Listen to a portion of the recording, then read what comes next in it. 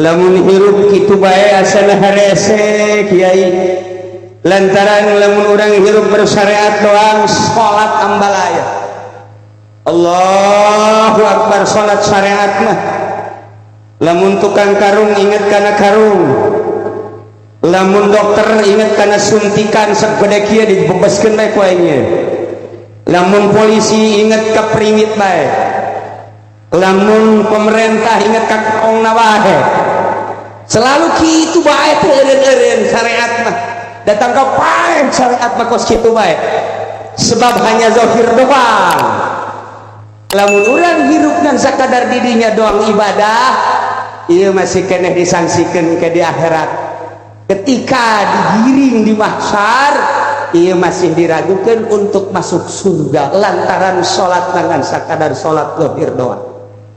Kiai bangga ku ilmuna, kiai bangga ku sorbana, kiai bangga ku jubahna, kiai bangga ku turunan, Habib bangga ku zuriat jeung turunanana.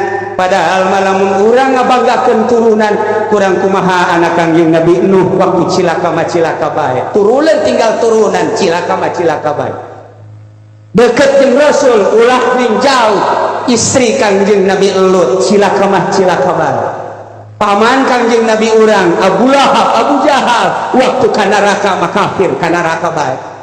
Ulah dibanggakeun turunan, ulah dibanggakeun ilmu sebab urang bangga ku ilmu.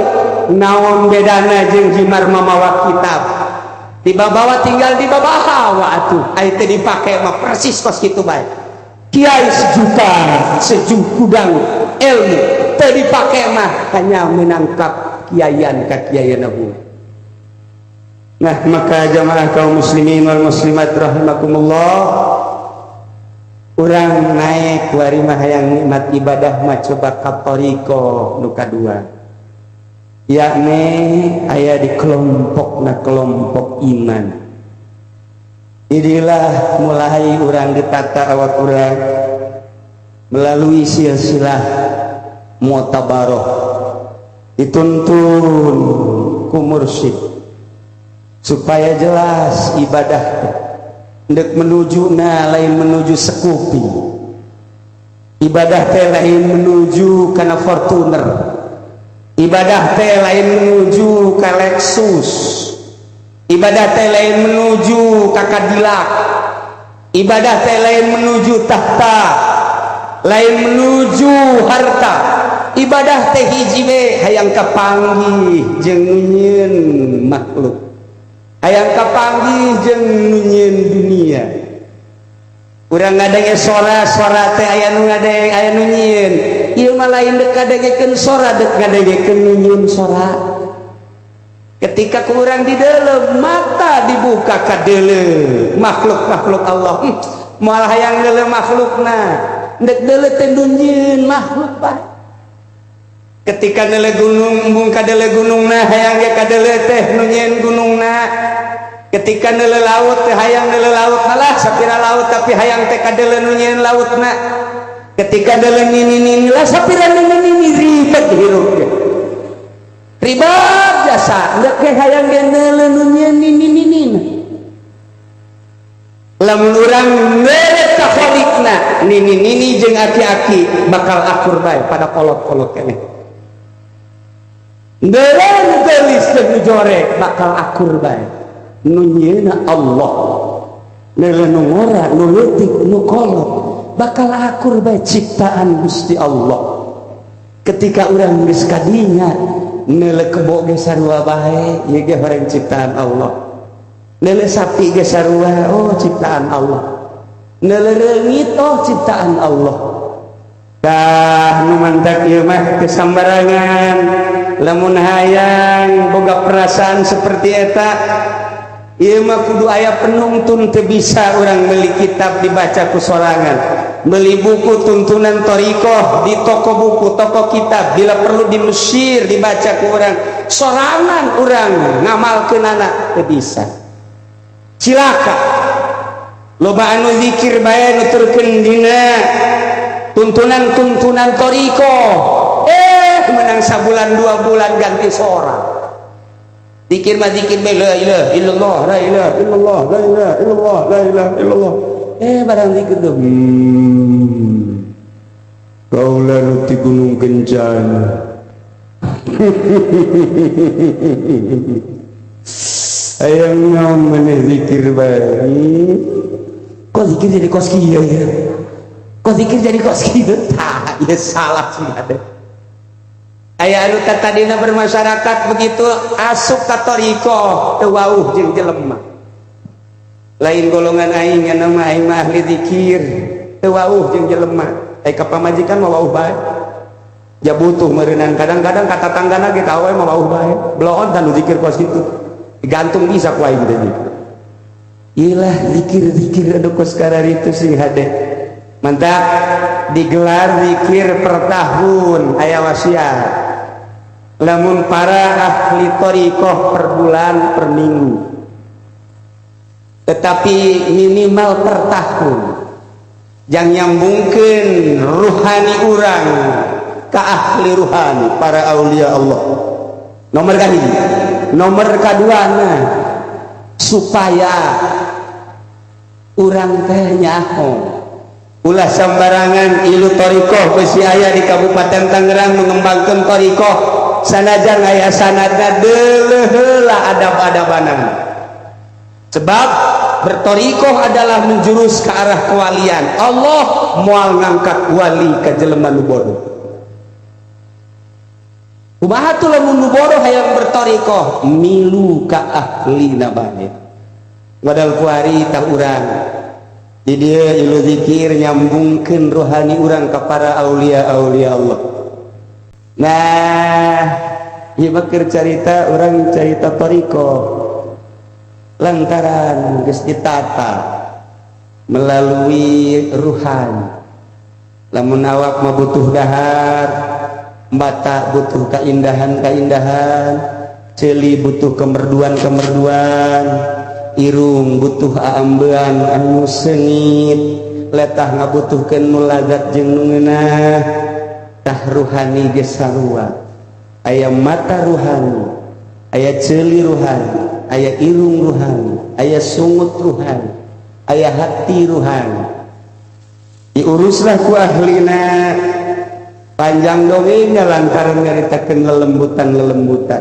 digambar awak urang teh di dia aya latifatul qalbi di dia aya latifatul ruh di dia aya latifatul sir di dia aya latifatul khafi di dia aya latifatul akhbar di handap kaluhur latifatul nafas seluruh awak tiluhur tepi ka handap latifatul qalam hiji-hijina latifah ngabogaan rahasia guru mursyid guru thariqah mah selalu ngadoa ulah ngeunah teuing di pondok pesantren Gusti coba datangkan tumula saloba-lobana engke dideuleu ku guruna asal aya nu ngeprakan anu keprakan moal lulus ya jadi santrina lamun bararudug ka jadi santrina nah asana lulus budugna ya budak sia ieu dibersihan awak naon dalilna Kiai abdi nu ngabeunang moal tak ngabersihan awak lantaran ketenang ibadah lamun aya kutuan carana kumaha disisiran kukula dibersihan kukula dipandian dengan eueuh kutu alhamdulillah kula ibadah bisa tentrem ka Gusti Allah sia ileuweung datang ka dieu mani gimbal kieu ieu kutu teh dipiceunan henteu kunaon mantap teh dipiceunan nikmat ibadah hah nikmat ibadah kutu nikmat ibadah nikmat jasa cek guru namanya make loba kutus ya nikmat ibadah ulah sok itu guru kalau jokeun kula guru mah geus leuwih ti heula ngeunahna nikmat ibadah hayang nanya sakali deui ieu kutu mah digimbal kieu di mana ngeunah ibadahna Gusti abdi teh pan meunang petunjuk ti maha guru cek maha guru teh lamun urang geus inget bae ka Khaliq atuh pasrahkeun bae ka Khaliq lantas ku abdi dipasrahkeun Gusti abdi teh jatuh aya hakikatna lantaran abdi teh wujud bainal adamain ketika wujud bainal adamain baheula eueuh engke eueuh kuari aya bobodohan berarti geus atuh ieu mah abdi mah aya teh aya walagaan dipasrahkeun we ka pemilikna. Lamun abdi dipasrahkeun ka pemilikna atuh kudu ge aya pemilikna. Sami-sami aya anu ngadamel abdi jeung ngadamel kutu eta keneh Maha Khalik Allah Subhanahu wa taala. Ketika kutu ngegel ka kula asa digegel ku Khalik. Ketika kutu ngarayap asa Khalik ngarayap. Ketika kutu kabeh bareng ngegel kula Allah dedeheun jasa ka kula sehingga terus bae kula zikir ka Gusti Allah magilah kalimatan teu kadeuleuh kutu sama sakali boro-boro kutu nu kadeuleuh diri ku rege aya adalah Allah Subhanahu wa taala.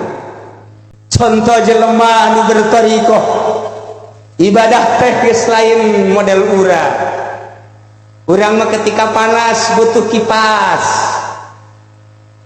Urang mah ngabutuhkeun jang awak, tapi ahli thariqah nu geus usul ilallah teu pernah ngabutuhkeun model kos kitu. Hiji we Allah.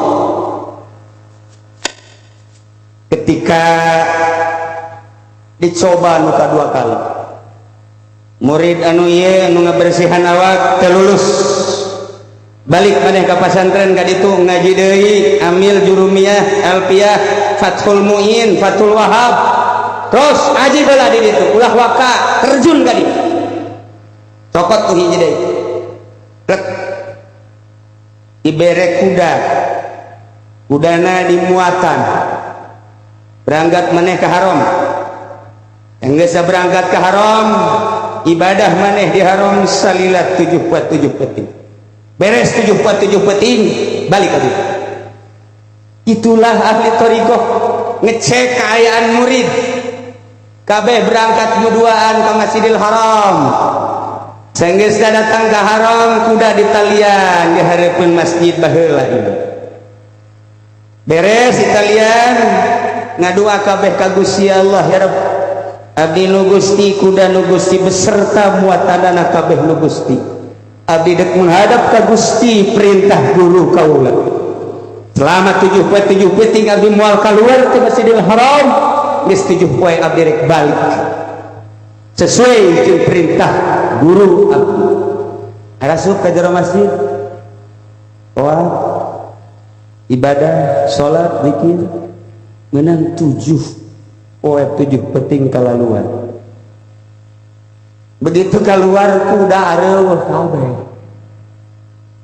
anu saurang kuda sakitu geus dititipkeun ka Gusti Allah masih keneh leungit keneh bae eta Gusti Allah berarti ka aing teu karunyahan bahasa kitu teh sering kurang dilontarkeun ongko aing tahajud tapi pan ieu susah bae persis ongko aing maca sholawat tapi kok kaayaan hirup ieu bae ongko aing ibadah kok nan kitu cisegah kita ditalingakeun ku Gusti Allah begitu nu saurang mangadoa ka Gusti Allah ya Allah ya Rabbi ai kuda lain nu abdi muatan lain nu abdi dipalingna ge meureun ku hamba Gusti ieu mah meureun maling nu Gusti bae lain nu abdi wayana sakitu ka abdi diserahkeun sadaya-daya nyangakeun ka Gusti. Itulah para jamaah kaum muslimin wal muslimat rahimakumullah. Aya hiji nabi liwat ka sisi gunung. Begitu liwat ke sisi gunung ningali batu aya caian mancer,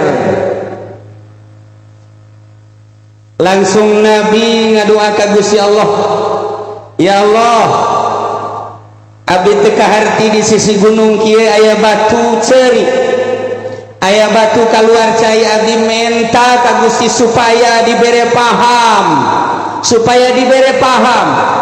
coba Gusti bahasa batu. Lantaran Nabi diberi paham ku Gusti Allah, maka Allah mere wahyu ka Nabi. Ditanya ku Nabi, wahai batu kunaon maneh keluar cai? Cak batu lamun anjeun teu nyahoya Nabi Allah, kaula ieu adalah keluar cai, cai ieu adalah cai mata, ceuri kula teureun-eureun. Cak Nabi kunaon membantak make ceuri? Nu mantak ceri ke dina Al-Quran dijelaskan di kitabna Kangjeng Nabi Muhammad sallallahu alaihi wasallam aya bahasa fattaqun nar allati waquduha an-nas wal hijar uiddat lil kafirin sing sarieun maraneh kabeh an-nar kana neraka allati waquduha an-nas wal hijara anu engke bakal dihurungkeun neraka eta adalah ku batu jeung ku manusia ku ayana sakitu kaula cerik cak batu moal eureun kula cerik satungtung kula can dijelaskeun ku Gusti bakal ka sorga coba ya Nabi Allah mintakeun ka Gusti kula mah sanajan batu supaya asup ka sorga Nabi Allah ngadoa ka Gusti Allah ya Rabbi karena abdi ningali ka batu cerik anu luar biasa maka coba Gusti ieu batu teh salah sahiji batu nu ieu maka sorgakeun dibere ilham Gusti Allah mere ilham mere wahyu ka eta nabi bejakeun ka batu eta bakal dikasorgakeun Masya Allah doa nabi berangkat sabulan kemudian lewat inya ternyata China beki loba kaluarga beki loba Nabi nanya deui wahai batuko pan maneh geus didoakeun supaya ka sorga kok masih keneh keluar cai cek manehanana cai nu baheula mah caina sakadar cai mata lantaran sieun ka neraka cai nu ieu mah lantaran Gusti geus ngasorgakeun kaula maka kaula ieu bungahna luar biasa cai keluar bentuk syukuran ka Gusti Allah Subhanahu wa taala batu bisa cerik sieun ka neraka tapi bupati gubernur presiden teu pernah cerik sieun ka neraka pemerintah teu pernah cerik boro-boro pemerintah kiai nage can orang cerik sieun ka neraka cerik sieun teu kabagian proposal geus dikaditukeun can turun-turun cerik eta kiai dibebaskeun bisa ka eta kiai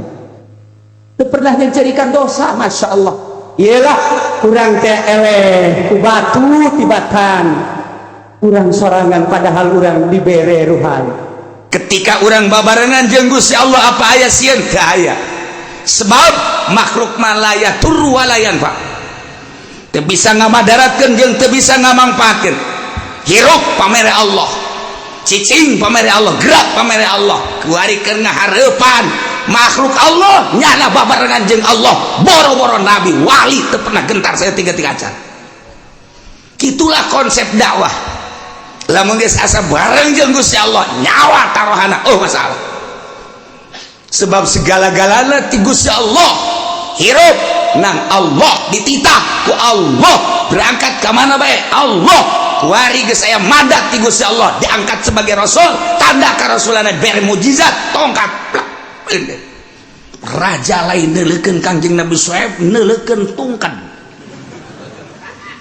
maksudna bisi ngamuk teh tungked nu mah teh eta urang lamun neuleuk kiai baheula habib baheula urang sieun baheula mah kiai marake tungked habib marake tungked urang teh sieun kuari mah habib marawa HP kiai showroom HP Kipu Doli boga 5 HP-na geus puguh tukang karung mah mah geus teu kudu dicaritakeun aya nu khususon ilaruhi eta kan tungked baheula nu mantap eta Jumat teh Jumat khotib lamun make tungked urang sieun urang make tungked deui ku dieu jadi kaduluna serem ku sundak perang mun ditanya we eta bidah ulah bawang sia henteu kula mah eta jang naon eta tungked dicecekal kos kitu jang nakol hulu sia indit sia serem guys daek juga sia teh daek indit sia ka ditu takol ku sia kan ngeunah make tungked mah coba mun teu make tungked kumaha hese nakolna geus bari mah unggal khutbah tah di mimbar tungked nyieun pueda sagede halu habak lamun ditanya pan ieu kuari ngadadak ya barang dongeng Kangjeng Nabi Syuaib ternyata Kangjeng Nabi Syuaib mematungkeun woi itu mah tungked ti Gusti Allah ieu ge sarua bae tangkal emang sanu bisa nyieun tangkal ti Gusti Allah ieu mah ngan melalui tukang bas ieu mah sarem Kangjeng Nabi ge make kuari bade lalengitkeun barang loba wahabi aya ge aya tungked antepkeun teu nyekel sebab naon atuh nu khutbahna pan teu pantes nu pantes make khutbah mah nyekeltungkeun mah pan make jubah udang-udang sorbana gede nyekeltungkeun pan urang kuneuleuna bae geus sieun ieu mah masa khotib sih make sapari teu make kopiah dok trendos di ditu nama teteh yang keren yang hebat lah ceknya nangis ulah make kos kitu nu penting materina itu geunana prak ngaritakeun kabeh deui ya Allah khutbah ngaritakeun kabeh kusum Agustus ceritakeun Agustus mun aya khotib kos kitu mending dicekel huluna tungtungna kayak sia kitu deui tidak ku aing we anu jadi sasaran aing ge deui aduh bahasa rusak ya rusak khutbah maka diterjemahkeun urusan menang jeung teu menang aya dina fikih tapi manfaatna mana apakah nu diterjemahkeun ku ditambah takwa aja henteu malah acak-acakan jadi ulama ketika manfaatna tu ulah okos urang nikah aja maca taklek eta teh lanapa mane ulah dibaca tuh aya manfaatna mah jawaya urusanna maka ditu make duit-duit keneh mun kitu mah haju eta aya manfaatna beres kimaha geus bantak ulama lamun nikahkeun geus ulah dibaca geus macanan ke bae di kamar duaan nya bae lelendehan habak mal anggeus ieu nya dimaca di kamar moal paling geus sabari sajitoel ku pamajikanna geus beres ongkos ngurutan diurutan ku pamajikan jadi lo anggeus teh ieu mah kumaha gitu Masya Allah karim di lengit-lengit ya orang haris mah Jumat tapi coba dulu orang di Masjid Kesultanan Banten ieu tapak-tapakna dulu di Syekh Asnawi dulu di Syekh Husein carita dulu di patilasan para wali Allah aya tungket di dinya aya jubah di dinya malah di Tangerang aya 2 masjid anu jubahna teh osok ngaberenehan ye mengalai kumaha itu baheula wali Allah mah kos kitu barang diganti ku ari urang teh asa lain salat saudara-saudara sekalian sidang Jumat yang berbahagia iraha ngondangna sia ai sidang mah tuh kudu aya ondangan mah henteu nah geus salah bae mah aya geus dianggap sidang atuh kos kitu kadituna aduh asa ciletrek ieu pagawean nyata teh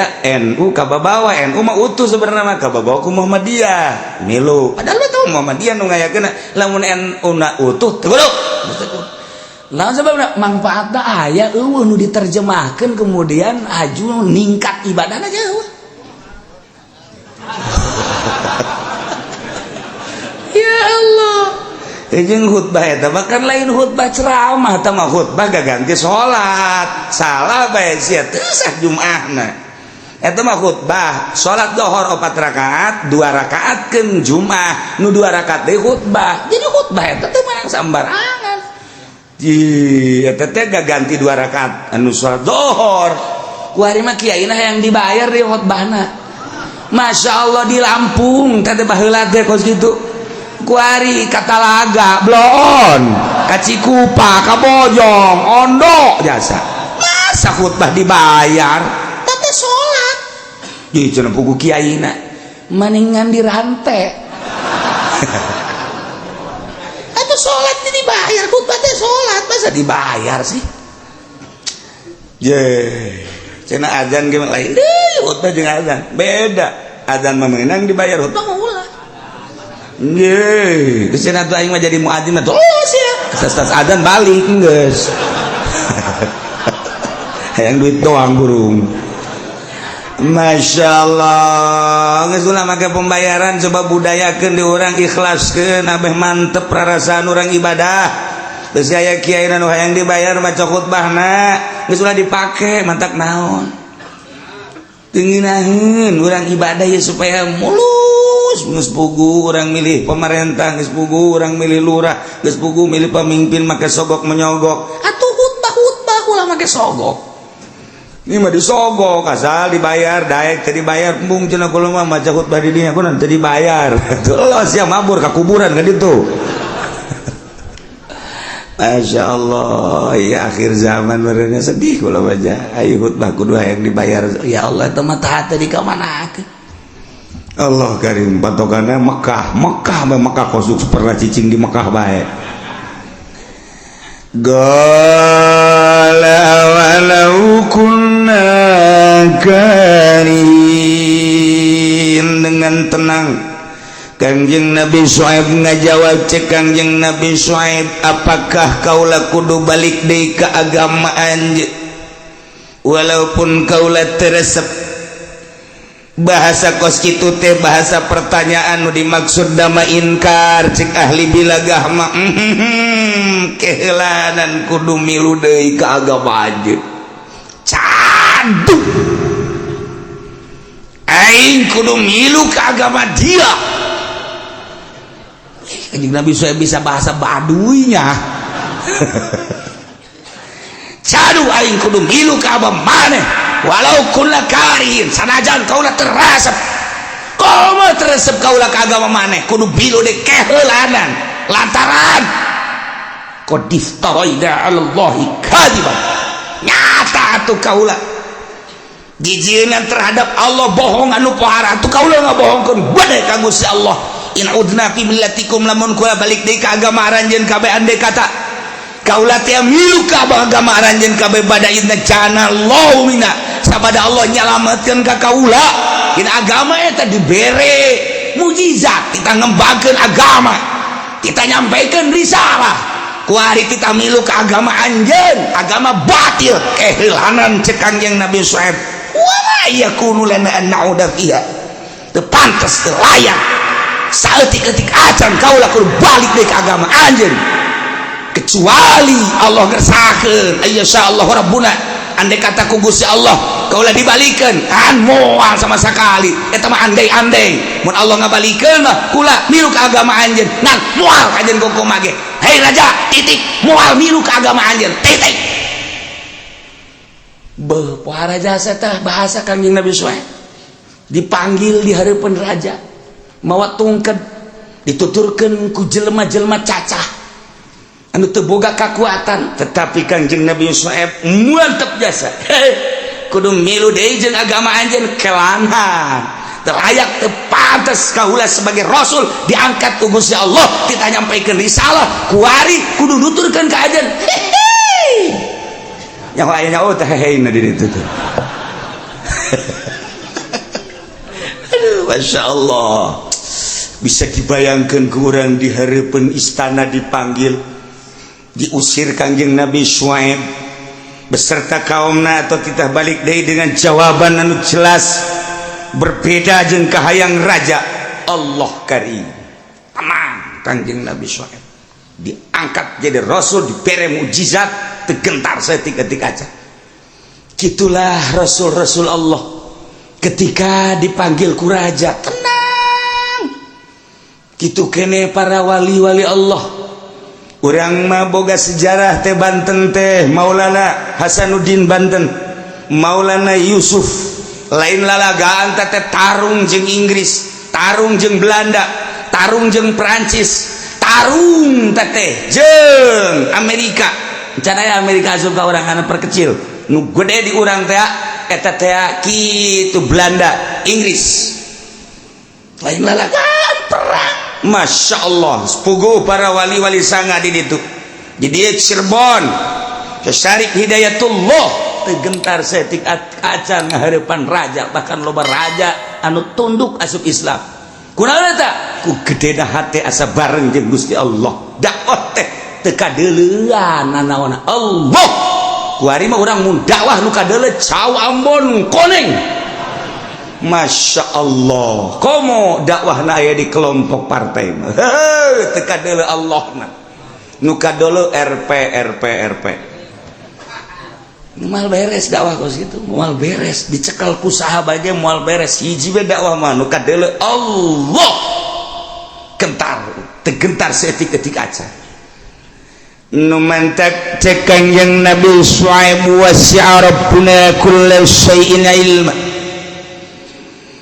ngamat jembar luas Rabbuna pangeran abdi sadaya kulla syai'in kana seluruh perkara ilman ilmuna artina menguasai mencakup ilmu Allah karena seluruh perkara.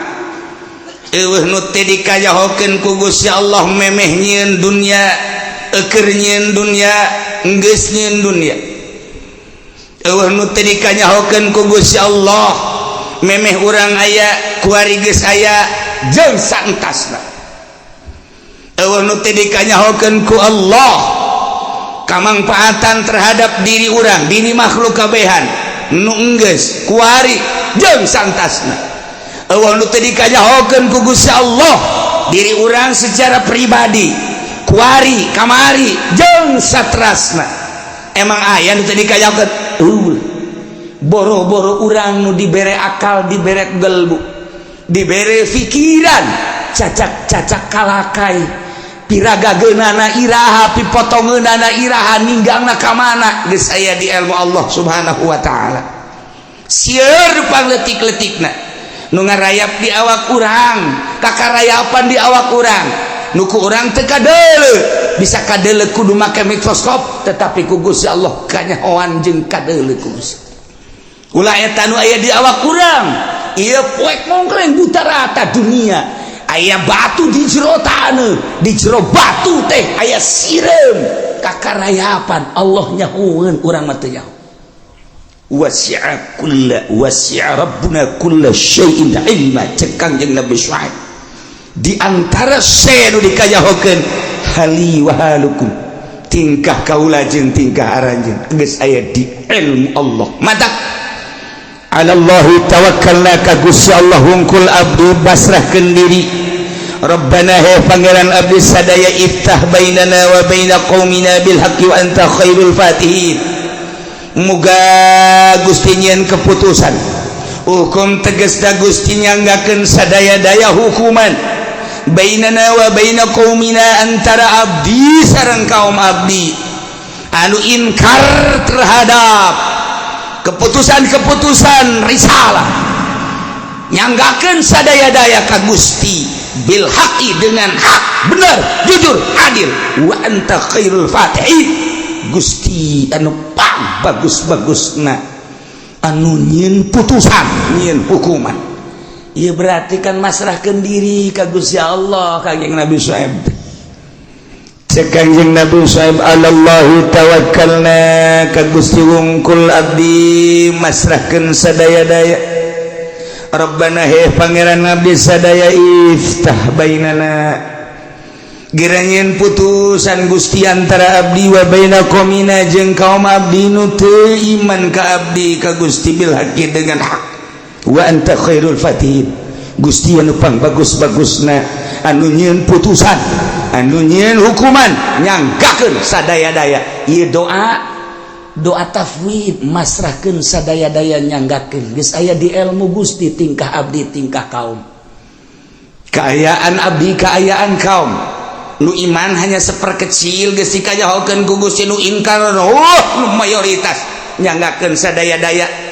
Abdi diusir ku raja, abdi teh titah cicing di dieu tapi milu ka manehanana agamana. Abdi kuari manyanggakeun Gusti geus sateh kapola abdi teh ieu teh dakwah, ngadakwahan umat berikut jeung penggede-penggedena. Ternyata horeganan penggedena terusik, Gusti nyanggakeun mangga sadaya-daya. Sarua aja dek disiksa mah siksa bae ku Gusti, kumaha Gusti bae. Kumaha teh cek pembesar-pembesar. Wa qalal mala'ul ladzina kafaru min qaumi la in ittaba'tum Syuaiba innakum idzal la khasirun. Cek para pembesar-pembesar nu pimpin ku raja kalaman harita ngadengekeun jawaban ti Kangjeng Nabi Syuaib. Nyana ngomong alladzina kafaru min qaumi, nya eta jelema nu kalupur ti kaum Kangjeng Nabi Syuaib. Ngomongna awas la ini tabatum Syuaiba, iya lamun maneh nuturkeun Syuaib innakum idzal la khasirun, marane kabeh ge cilaka ujianana. Hiji kacilakaan teh keuntungan dagang maneh bakalna engke moal diraih deui. Selama ieu anu maneh dagang teh nyieun kauntungan gede, takaran dikurangan, timbangan dikurangan, hitungan dikurangan, ketika Suaib dimenangkeun maneh moal bisa la khosirun. Uturkeun Suaib cilaka maneh. Nomor kaduana pasti pangeran-pangeran urang kunyana dibombardir. Anu selama ieu pangeran dipuja-puja nu gede, nu sedang, nu leutik, pasti kunyana bakal dikampakan khosirun. Nomor katilu pasti Suaib kajen kukumaha ge ngajakan ibadahna kanu teu kadeuleu ku urang. Teu ngeunaheun ka urang boga pangeran teu kadeuleu. Terakhir lamun maneh nuturkeun Suaib innakum idzal la khasirun, ku kaula bakal moal dilempangkeun ieu perpolitikan, ku kaula moal dilempangkeun ieu perekonomian, ku kaula bakal dipareuman ieu perbudayaan, seuna salembang-lempangna diembargo ujianana keuna kalaparan. Masya Allah ieu raja ku biadab-biadab deui. Cek omong urang mah tuturkeun ku sia Suaib, awas ku aing sia. Pertanian ulah aya tani, perdagangan eureun dagangna. Geus pokona mah lahosirun, antapkeun cilaka sia kajen kokom ge. Di samping aing ancam ka Suaib sia masyarakat lamun nuturkeun ka anjeun Nabi Suaib wae di embargo moal kena leumpang perpolitikan jeung perekonomian. Titik. Kejemna luar biasa ya raja. Ternyata horenganan nu kejem kuari gaya turunan si eta. Meureun. Raja teh karari itu bae ti baheula teh. Nu ngangeunahkeun ka urang teh. Masya Allah. Jadi dakwah Kangjeng Nabi Suaib teh diinkaran ku kaumna, tanya jawab panggilan ka keraton dijawab ku Kangjeng Nabi Suaib. Setelah dijawab anu bertolak belakang jeung keputusan raja, Kangjeng Nabi Suaib dua boga prinsip teh. Nomor kahiji alallahi tawakkalna, pasrah sumrah ka Gusti Allah. Nomor kedua, nomor kahiji alallahi tawakkalna, nyangakeun pasrah sadaya-daya ka Gusti Allah. Nomor kedua doa, Rabbana ftah bainana wa baina qaumina bil haqqi wa anta khairul fatihi. Urang cekelan dua sebagai kiai urang di lembur mun geus aya nanaon dua, hiji tawakkalna alallahi tawakkalna, pasrah ka Gusti Allah. Ulah pasrah ka bupati, ulah nyanggakeun ka gubernur, ulah nyanggakeun sadaya-daya ka menteri, ulah nyanggakeun ka presiden. Allah alallahi tawakkalna, hiji. Nomor kedua doa mukhul ibadah, Rabbana ftah bainana, Gusti nyanggakeun sadaya-daya. Ieu bupati abdi, ieu gubernur abdi, ieu presiden abdi di ayeuna di negara Indonesia kos kieu kaayaanana. Wasi'a rabbuna kulla syai'in ilma, nyanggakeun sadaya-daya Gusti parantos uninga sateu acana jeung kuari jeung santasna. Tingkah anu bakal ngamangpaatkeun jeung madaratkeun geus aya di ilmu Gusti, nyanggakeun sadaya-daya. Antara abdi jeung kaum mangga wa anta khairul fatihin. Pek digaledekeun, galedekeun. Sareng kos kitu eta. Mulai kuari Kangjeng Nabi Suaib tongkatna ngageter. Is cekan sakunaon nyaterin kaget aingnya nya ge nu nyokelan kaget ka rumah urang atuh dadat aya naon. Indit seakan-akan cik tongkat teh indit Suaib beserta kaum anjeun kamana? Gua main emang di gua Puaten serta tanya segala Kangjeng Nabi Suaib segala mahi segala ente. Kaum, perintah Gusti Allah nu iman ka kaula berangkat jeung kula kamana cek kaum teh ka guha. Nu di mana guhana? Toh al bada. Haji urang di itu kumaha? Hayu tuturkeun loba omong. berangkat kaumna terus mengarah ke barat, gunung belok kiri didinya ya pegunungan. Etalah patilasan Kangjeng Nabi Syuaib nu kuari diabadikeun ngaranna Guha Al-Bada. Eta teh nu belah dieuna Madian, belah dieu saeutik wetan eta teh Aikah. Di perjalanan Kangjeng Nabi Syuaib ngadua, Gusti abdi ieu peserta kaum titah ka guha rek aya naon? Siksa. Oh. Ulah loba omong jeung ulah nyelek-nyelek ka tukang. Berangkat kabeh saeutika. Datang ke Al-Bada cek kaum geus datang ka dieu ka asup ka jero. Mahi kami kabeh Gusti Allah Maha segala-galana, tempat letik digedekeun atau urangna diletikeun. Nya geus dileun awak ge aing letik da wali segini. Kumaha ieu mah kawasa Allah mukjizat teh. Asup brus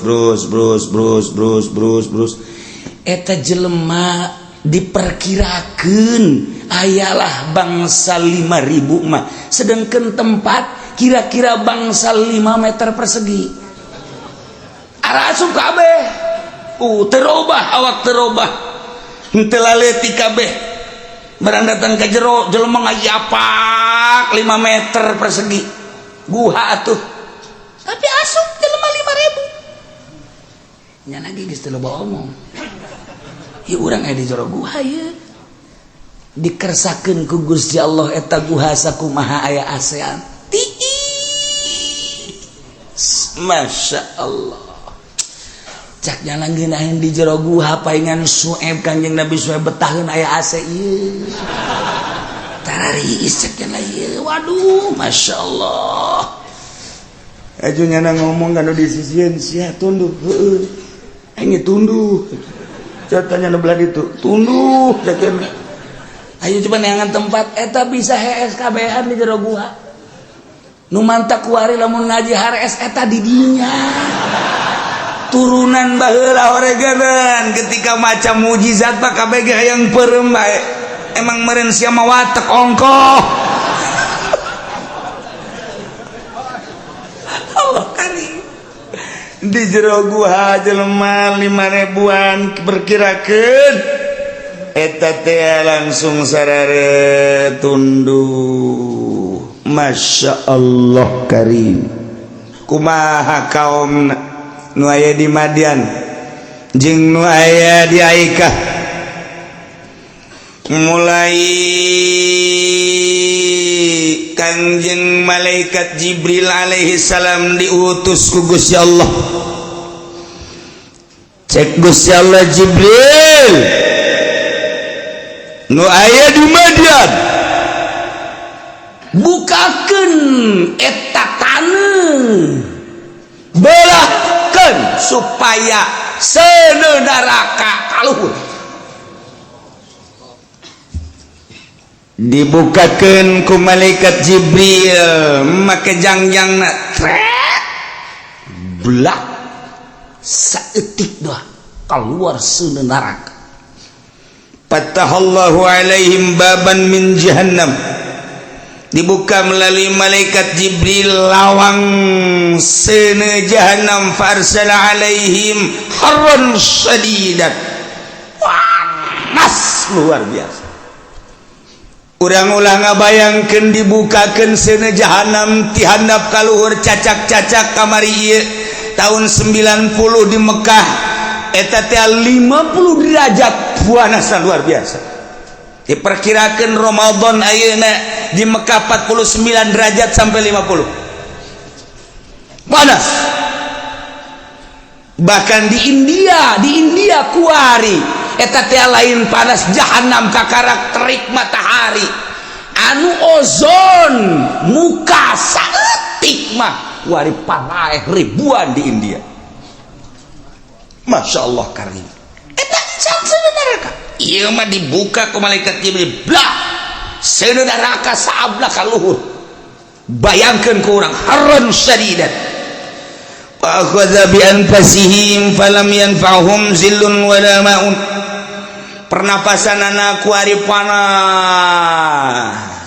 saab anu luar biasa, ngiuhan ka mamana cai geus teu mangpaat, diguyur ku cai tetep panas, ngiuhan ka tatangkalan ka imah tetep panas bae. Eueuh jang tempat ngiuhan, eueuh cai nu bisa ngamangpaatkeun, panas luar biasa. Singkolea masyaallah. Kadele belah ditu sorotan matahari singkulinyar anu urang lamun dina asbal teh osok kadele mun naik mobil teh siga cai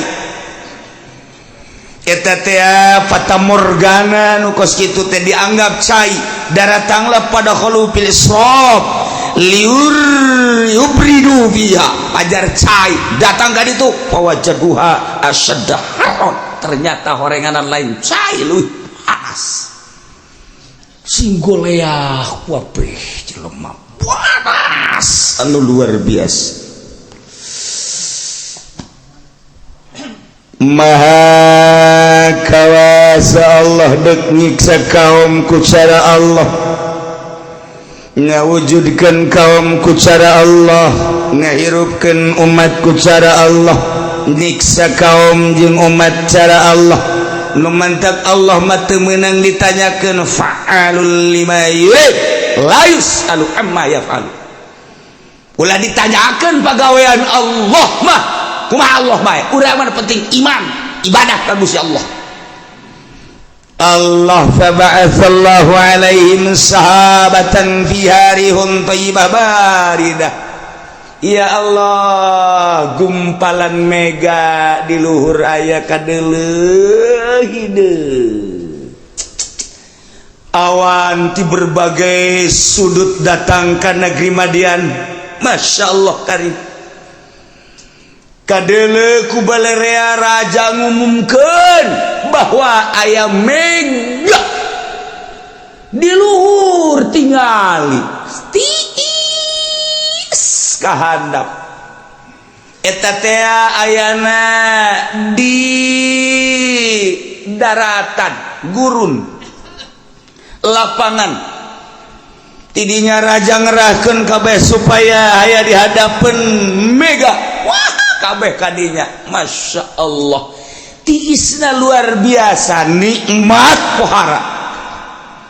Aya angin piharihun thayyibatun baidatun angin ti sisi tigir tiisna pohara jasa fa'azalathum majungiuhan di hadapan mega wa yazullah atuh pawajadulah bardan wa nasiman tenang nikmat indah jasa watu kabehan digerokeun supaya datang kadinya ulaya nu katinggalin kabehan supaya datang kadinya lantaran di lain eta mah panas ta pohara jasa kadinya cap tiis eueuh anu katinggalin hatta idza tamau tahta sahabah rijaluhum wa nisauhum wasibyanuhum karumpul kabeh lalaki awewe budak orok eueuh nu tinggalin sebab tiis di luar eta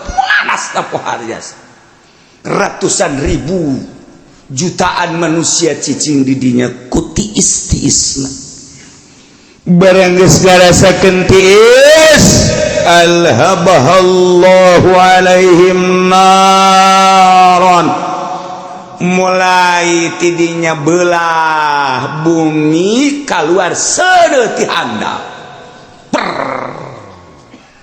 dibayangkan ku urang jelema sakuatna jelema sene dihandap keluar dioyag-oyag warjafat bihimul ardu min tahtihim oyang muter taneuh bari aya seunean geus teu daya teu upaya manusia deuk lumpat ka mana sanggeus tadi dikumpulkeun ku Gusti Allah melalui mega nu tadina ngarasa tentrem jeung tenang tiis di handapeunana ku ari dibukakeun bumi teh seudeuh dioyag-oyag ku Gusti Allah deuk lompat ka mana nu mantap dijelaskeun di dieu diabadikan dina Al-Qur'anul Karim ayat ieu fa akhadhat humur rajfatu fa asbahu fi darihim jathimin.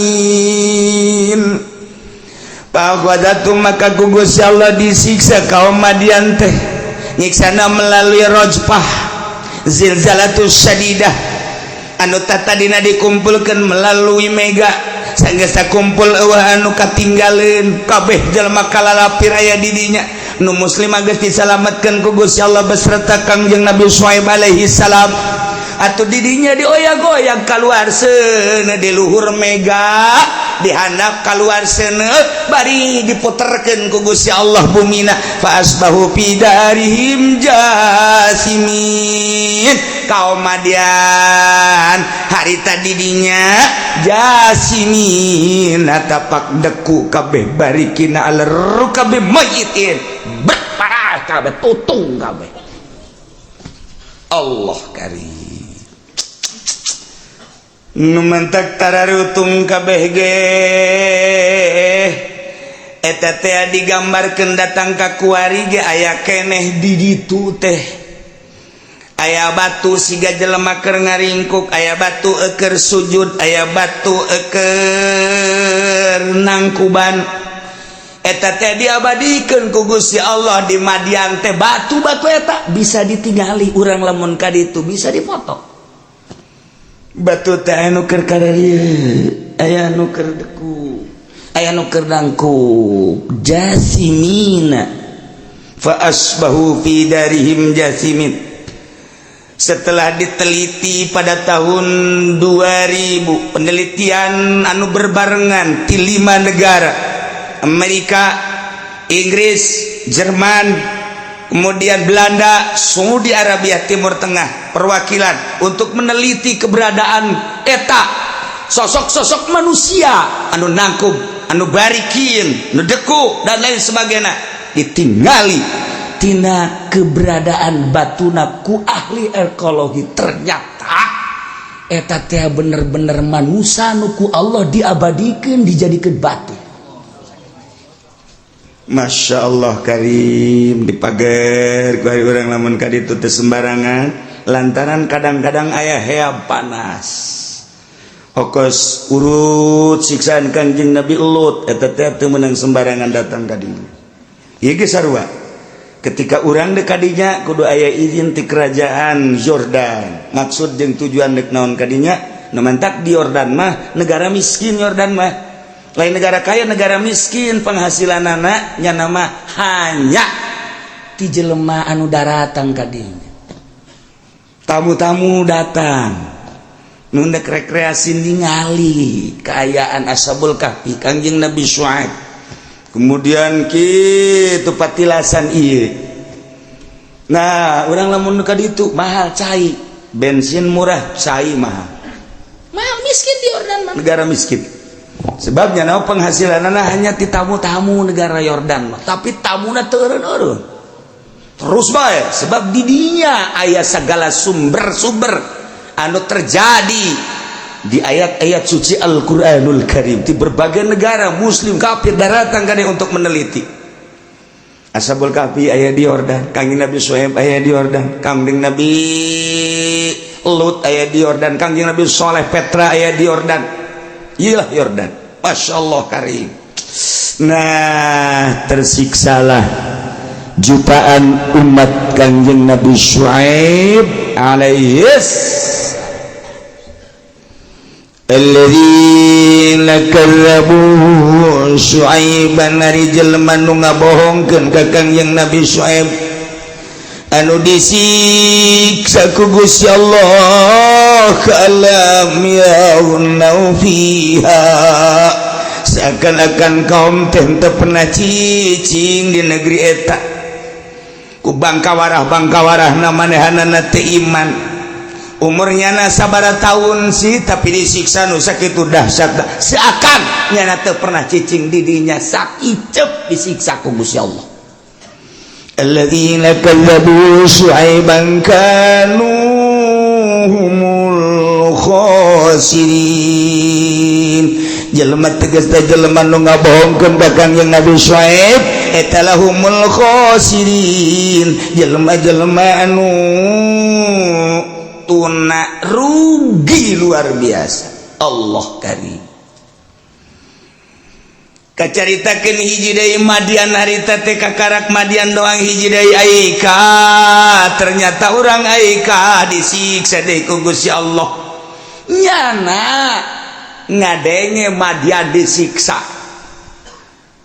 cak urang Aika teh cak urang Aika woi di Madian siksa jelema tararutung ieu kumaha urang Suem ke mana Suem coba teangan di teangan Kangjeng Nabi Syuaib geus hese di teanganna sebab Kangjeng Nabi Syuaib ku Gusti Allah diamankan di gua aman nya di jero sarere teh nyahona naon kerek ya Allah eta di Yordan eta ekos kituan tah Gusti Allah geus puguh ashabul kahfi mah 3 abad sarere ieu mah ngan supaya ulah ngadenge doang heula tunduh jasa masyaallah ini di majlis anu buka tunduh teh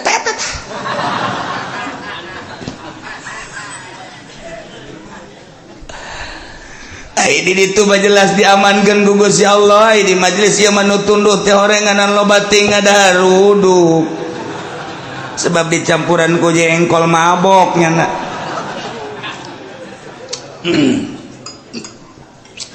babaturan dia omong sia loba ting atuh ngadaruduk kena tunduh lalu ngomong sagedeung deui kan puasa cek nyana mung can puasa babu parah geus teu bisa dinasehatan geus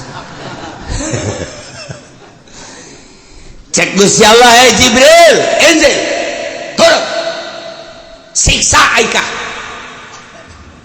kefir cek malaikat Jibril kumaha abdi nyiksa teu kudu dikukumahakeun ahli Aika mah siapa yang ngajerit paraeh kage Kangjeng malaikat Jibril turun ka Aika tidinya Kangjeng malaikat Jibril ngajerit cek malaikat Jibril ngajerit setik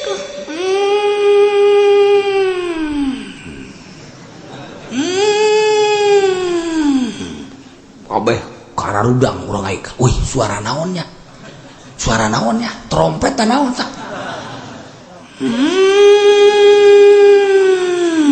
pernah gedean ja kabeh kalaluar timah kalaluar kabeh kaluar wih iya suara naon ieu kayak darengkeun narulu ka luhur kabeh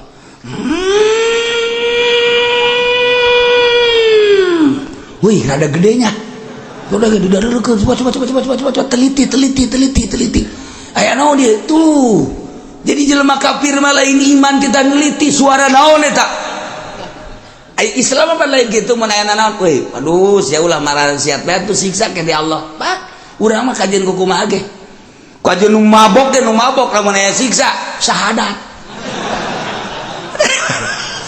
di urang geus mantep jasa di urang mah mantep nu mabokna ge ka surga di urang mah dia coba ayo nu mabok aya galedeg duk nya keur mabok asyhadu an la ilaha illallah eta keur mabok eta entak Amerika bingung nge goblok sia mabok syahadat malah leuwih mantepannya kan teu nyawa kakaler kieu idul pannya mah mabok karana ge aju dakwah pannya woi syahadat sia tuh galedeg sing jeleger sia endahan mabok syahadat hubungnya anu mabok malaikat Jibril langsung ngajerit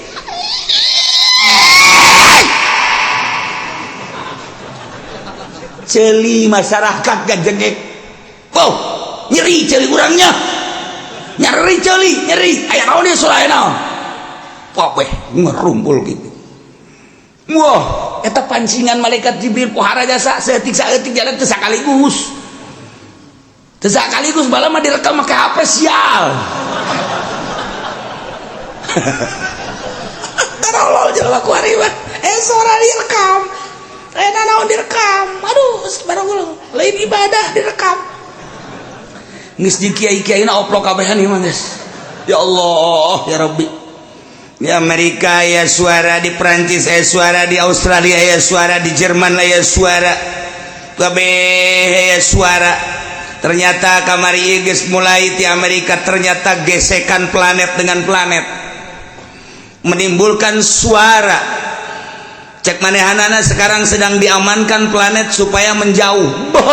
Budak tek ngagedean gitu tas sora Amerika blon aya suara kok kaget di Amerika, di Jerman, di Australia gesekan seetik doang eta teh menurut penelitiannya wallahu alam nyawa gesekannya untuk ja planet jeung planet teh emang kitu kumaha mun ngaji palak teh beh Samsun Sarom mirihu patu zahali ieu tak planet ieu ka dieu ieu dunia letik dunia masa gede pereup wah batapun wadena luar biasa. Emang kumaha gitu masa planet nggak gesek. Ya Allah, ya kullum fi falaki yasbahun. Kabeh aya falak-falak aya cakrawalan. Hei, moal nyalahan. Buatan Gusti Allah mah aya falak-falak aya cakrawalan moal kudu nyalahan. Kullum fi falaki yasbahun. Urang mun maca kitab yang surat Yasin kan geus aya kabeh dina falak-falak. Masyaallah.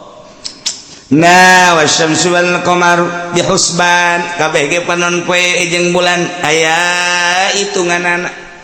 Urang mun nyaritakeun panon poe 24 jam kapanggih deui dina palak. Lamun bulan makan 20 poe sabulan. Urang mah teu kaharti nu mantek sahabat naroskeun ge ka Kangjeng Nabi Gusti kunaon sih eta bulan kitu. Mimiti muncul letik aju gede aju letik deui timbul kuari mimiti di barat kunaon atuh katungtungkeun ku deui kuari jadi di wetan ieu kumaha dijawab ku Kangjeng Nabi make hikmah teu dijawab etana sebab nu dibutuhkeun hikmahna panjang ceritana ieulah ilmu palak. Nah Kangjeng Nabi malaikat Jibril kita ngajerit ngajerit malaikat Jibril